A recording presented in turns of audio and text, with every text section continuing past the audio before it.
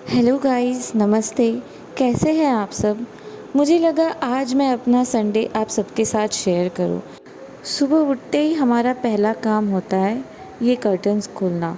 मेरे यहाँ पर सुबह की धूप बहुत अच्छी आती है। मुझे वीकेंड जो है ना स्लो स्पेंड करना बहुत अच्छा लगता है। मेरे वीकडेज़ ऑलरेडी इतने हेक्टिक होते हैं कि मुझे वीकेंड पर कुछ एक्स्ट्राऑर्डिनरी करने का बिल्कुल मन नहीं करता है। आनंद अपनी बुक लेकर बैठ गए और मैं मेरा गर्म पानी। विंडोज़ के बाहर कुछ लोग आए थे जो चिल्ला रहे थे, तो मैं उन्हें देखने में बिज़ी हो गई।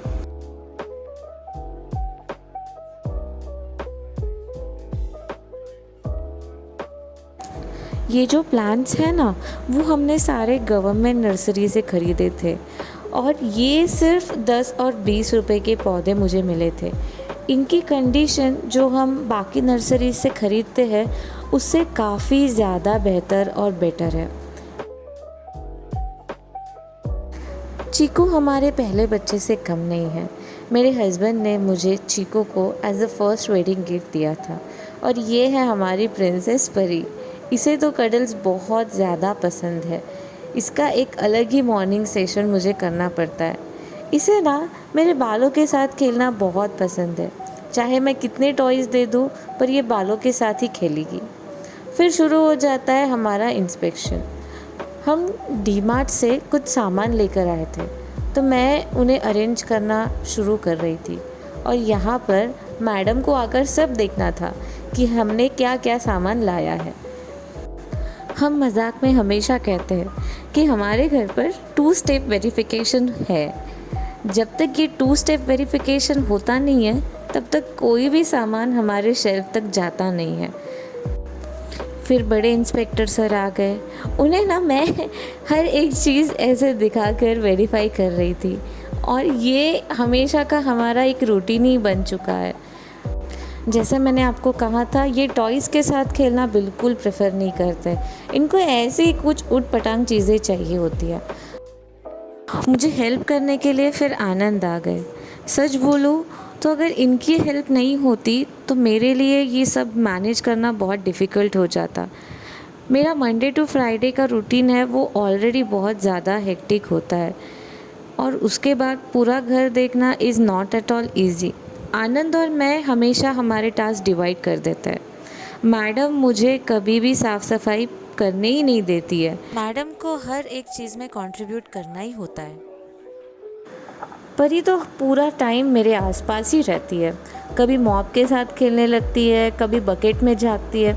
लगता है घर का हर एक कॉर्नर उसे चेक करना है और चीकू महाराज एक साइड में बैठकर पूरा सीन ऑब्जर्व करते हैं।